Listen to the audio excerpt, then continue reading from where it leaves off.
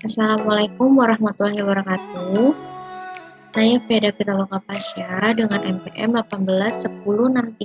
1810631035 izin mempresentasikan tentang materi geometrik, yaitu kedudukan letak titik, garis, bidang dalam ruang dimensi 3. Dimensi 3 itu terdapat dua jenis, yaitu yang pertama itu ada bangun ruang sisi datar, dan yang kedua itu bangun ruang sisi makro. Di sisi ruang sisi datar itu ada kubus, balok, limas, dan prisma. Dan di ruang sisi makro itu terdapat kerucut, tabung, dan bola. Kedudukan titik terhadap garis. Titik merupakan bagian terkecil dari objek geometri karena tidak memiliki ukuran tertentu, baik panjang, lebar, maupun tebal. Kedudukan titik pada garis terbagi menjadi dua macam, yaitu titik terletak pada garis dan titik terletak di luar garis. Kedudukan titik terhadap garis. Titik terletak pada garis itu, contohnya itu kita lihat di samping. Garis K itu mempunyai titik A, berarti titik A itu terletak pada garis K. Terus yang kedua ada titik terletak di luar garis, itu garis titik B terletak di luar garis L. Contohnya terdapat di samping. Titik A terletak pada garis AB. Titik A ini terletak pada garis A dan B. Titik F terletak di luar garis B dan C. Titik G terletak di luar garis B dan D. Dan titik H terletak pada garis F dan H. Selanjutnya ada kedudukan titik terhadap bidang. Bidang sendiri merupakan gabungan lebih dari beberapa garis yang saling terhubung. Kedudukan titik pada bidang juga terbagi menjadi dua macam. Yang pertama itu titik berada di dalam bidang, dan yang kedua titik berada di luar bidang. Kedudukan titik terhadap bidang. Kedudukan titik terhadap bidang seperti contohnya di samping. Titik A ini terletak pada bidang A, B, C, D. Titik F di luar bidang C, D, H, dan G. Titik D terletak pada bidang B, D, H, F. Titik H terletak di luar bidang A, C, G, E. Selanjutnya ada kedudukan garis terhadap garis. Kita bahas kedudukan garis. Garis merupakan himpunan atau kumpulan titik-titik yang mempunyai ukuran panjang antara satu garis dengan yang lainnya.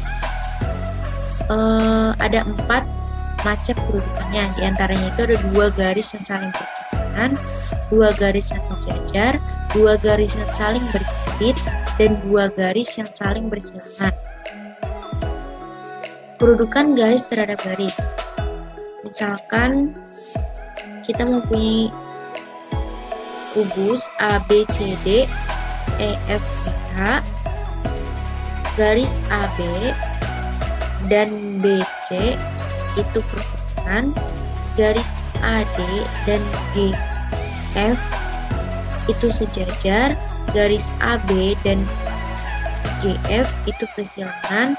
Garis BD dan AC itu perhubungan, dan garis AC dan DH itu persilangan. Kedudukan garis terhadap bidang. Yang pertama itu garis terletak pada bidang. Sebuah garis dikatakan terletak pada bidang jika setiap titik pada garis tersebut juga terletak pada bidang. Seperti gambar di bawah ini. Garis G itu mempunyai garis A dan B, berarti garis A dan B itu terletak pada bidang G. Yang kedua itu ada garis sejajar bidang. Sebuah garis dikatakan sejajar bidang jika garis dan bidang tidak mempunyai satupun titik persekutuan. Seperti gambar bawah ini.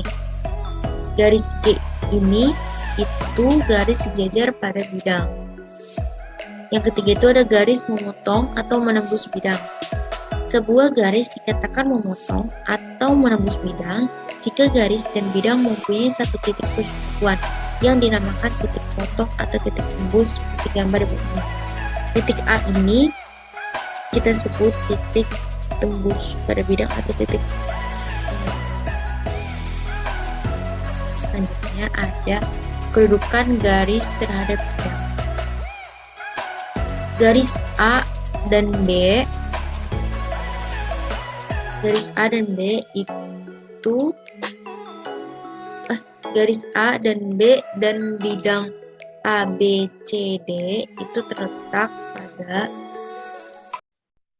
itu memotong, dan garis B, C dan bidang C, D, H, G itu memotong, garis B, C dan bidang E, F, G, H itu sejajar, dan garis AC dan bidang B, D, H, F itu memotong.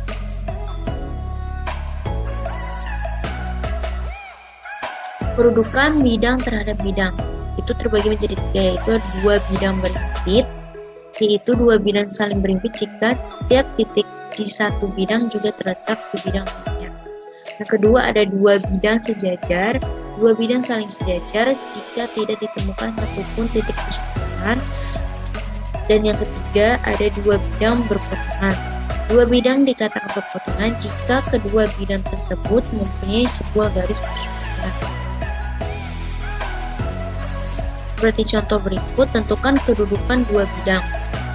Bidang ABCD dengan bidang ABF itu disebut berpotongan. Bidang ABD dengan bidang BCD, ABD dengan bidang BCD itu disebut dengan berhimpit. Terus bidang ABCD dengan bidang EFGH itu disebut bidang sejajar. Terus bidang BDE dengan bidang ABCD itu disebut dengan jarak dari titik garis. Jarak dari titik garis itu, jarak dari titik garis adalah ruas garis yang tegak lurus atau terpendek dari sebuah titik terhadap sebuah garis. Misal A adalah titik G, misal A adalah titik G adalah garis. Jarak titik A ke garis G adalah panjang garis. A dan B dengan B terletak di garis G dan AB itu tegak lurus dengan garis G. Contohnya jarak titik garis pada kubus ABCDEFGH dengan panjang tusuk 4 cm, tentukan jarak titik A ke FH. Kita hitung, kita gambar